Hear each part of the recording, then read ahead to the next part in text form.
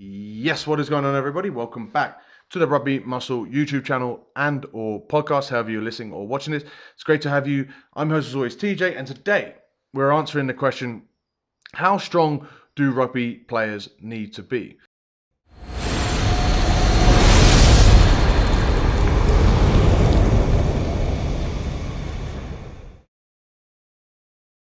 This is a question I get asked a fair bit, and it's something that I'm always pretty wishy-washy on the answer because it always is depends. Actually, that is the answer. It depends. See you in the next video. No, I'm just kidding. We've got several different permutations of this question, and we've actually got some real solid answers that hopefully you can apply to yourself in your training that is going to give you a better understanding of what you should be doing with your training. So yeah, it's a fun question to get into, and it's something that you definitely require some level of thought, and that's what we've done here in this video. So let's get into it. So first and foremost, why are we doing this? Why are we answering this question of why are we putting hard numbers on our strength? Because it is massively varied. Why don't we just keep getting stronger, or why don't we prioritize whatever we need to prioritize? It's because by putting actual numbers to this, it allows you to, number one, give a focus if you are someone that has room to grow or room to gain with your strength. If you're particularly weak according to these numbers, then that's something that you should pay attention to, and it's something that you should definitely explore as far as getting stronger to enhance your rugby performance. Likewise, the further along this sort of spectrum you go, so if you're on this spectrum right now, if you're below and your numbers aren't even going to be mentioned in this video, as far as how strong you are, then you've got, you should be definitely putting a massive focus on getting stronger, and that will pay dividends on the rugby pitch. It will show off as you get better or as you get stronger, you will improve on your rugby performance. But as you get further along and as you get stronger and stronger, so there's one level of we've got arrived, then we've got good, then we've got great. If you're at good, or you're past arrived and you're heading towards great, then the less benefit that gaining that more strength, gaining that extra 5 kilos to your squat, gaining whatever strength number it is going to have in your game. That same 5 kilos when you're really weak can make a huge difference, right? So I need you to understand that. So the more you work towards these goals, the less actually payoff it's going to have. If you just get in the gym and get stronger for the first few months or even years of your career, that's going to make a huge difference to your ability if you've never done it before. But if you've been training strength for 10, 15 years and you've really got strong, adding more might not make that much of a difference, right? And actually, trying to require more to a certain extent won't even make any sense. So, as we've discussed many times on this podcast before, it probably takes around 30% of the volume and work to maintain strength versus gain it, probably even less. So you can dial your strength training all the way back because you're already strong enough. All you have to do is maintain, and then you can apply that time and focus in other areas such as speed, mobility, movement, power, all these different areas that you can apply, skill work, actually getting better at rugby, all these other areas that were on the back burner because you put so much focus on getting your strength to the forefront, now will be focused on whilst you can just maintain your strength. So really good ways. But before we get into the actual numbers, I know I'm kind of teasing you here. We've also got a bunch of caveats, all right? So a big part of these numbers, specifically when we're looking at strength, will be your genetics, right? You might be someone that comes in the first time in the gym and is already at good strength levels. That could be for back squat, could be for bench press, could be for whatever we're get with numbers and lifts that we're given here. You could already be good. That doesn't necessarily mean that you should just not worry about strength. It means that you should probably still apply it, but you might, you've still got further along in your journey to go. But even so, probably going to and past elite might not necessarily be your priority. You might also be someone that's just got perfect body structure for certain lifts, right? If you've got real short femurs, you might be a real good squatter. If you've got real short arms, you might be a perfect bench press. But that doesn't mean that you, and that likewise might mean that if you've got the short arms, you might be terrible at deadlifting. If you're really tall, right, our locks that are watching this video, you might not be very good at deadlifting, double your body weight because you're just a huge lock and it just doesn't make any sense. So these numbers don't like then they need to be taken with a little bit of a pinch of salt, right?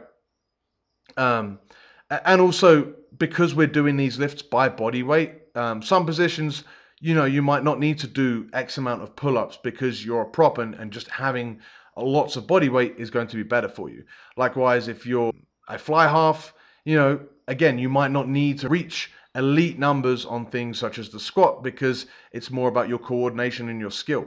Likewise, it takes a lot of time to learn the coordination and the skill if you're coming at this from a bad background where it just doesn't quite work. Maybe you don't have the genetics for it to do a back squat or to do these different lifts, because there is a good deal of skill that goes towards these lifts. So I'm going to give numbers that kind of go against what I say, because I do say that you don't necessarily need to do the big three. It's just numbers that people will understand and they can resonate with, right?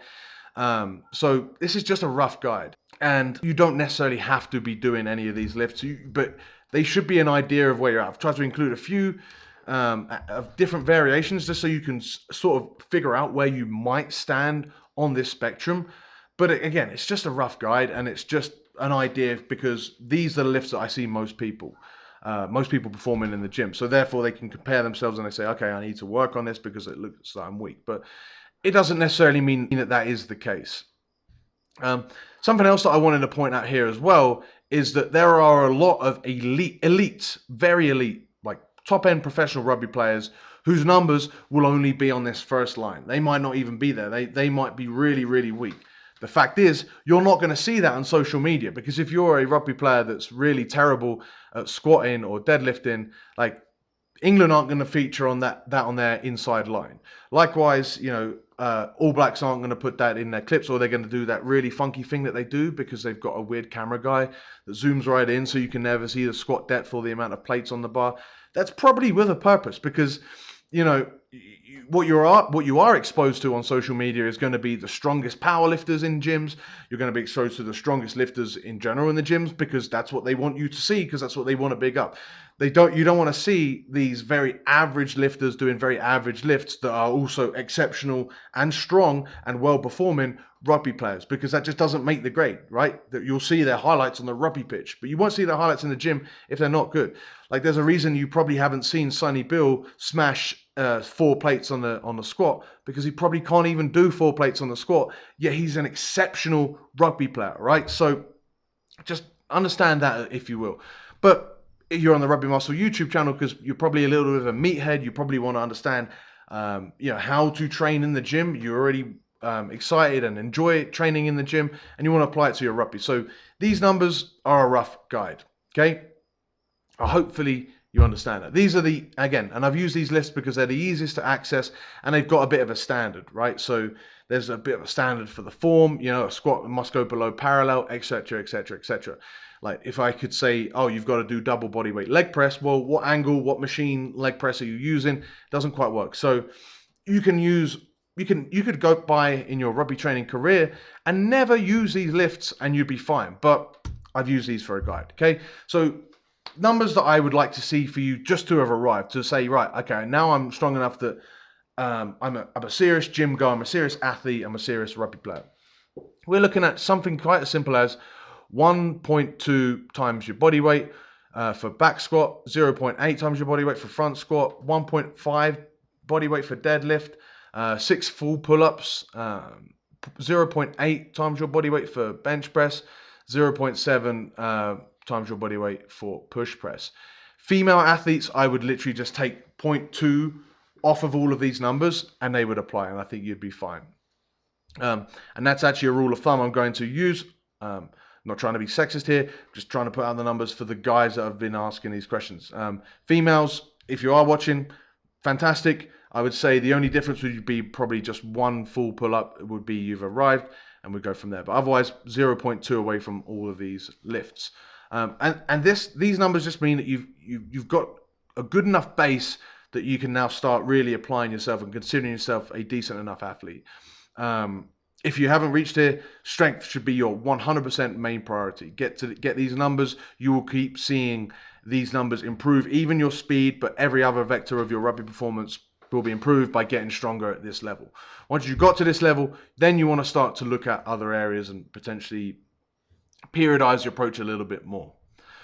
Now we're looking at good, so 1.6 times body weight for back squat, a body weight front squat, a double body weight deadlift, 10 full pull-ups, 1.2 times your body weight on a bench press, and a push press times 3 of your body weight.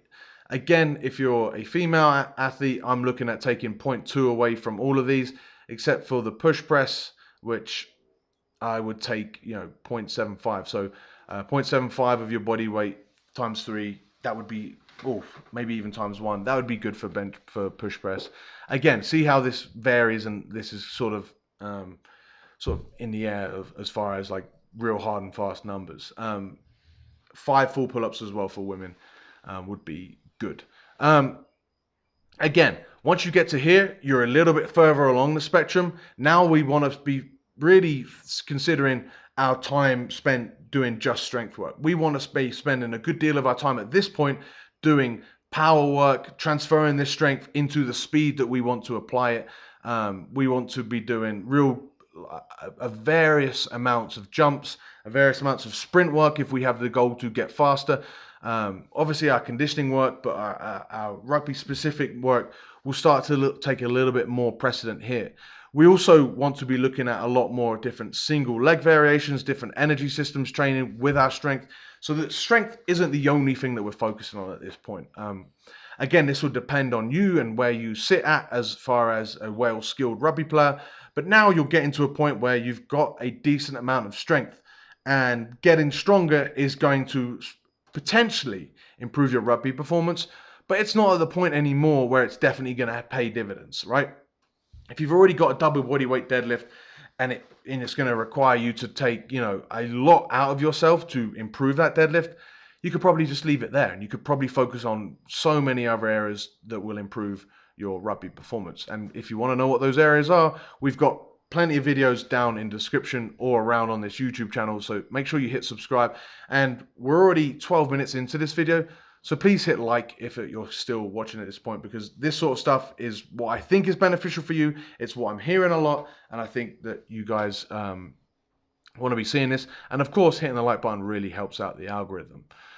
Now, elite, like this is where you're strong enough, okay? You can just maintain at this point. I don't see any rugby players at any level needing to get any stronger at this point. And some people will never even get to this point, okay?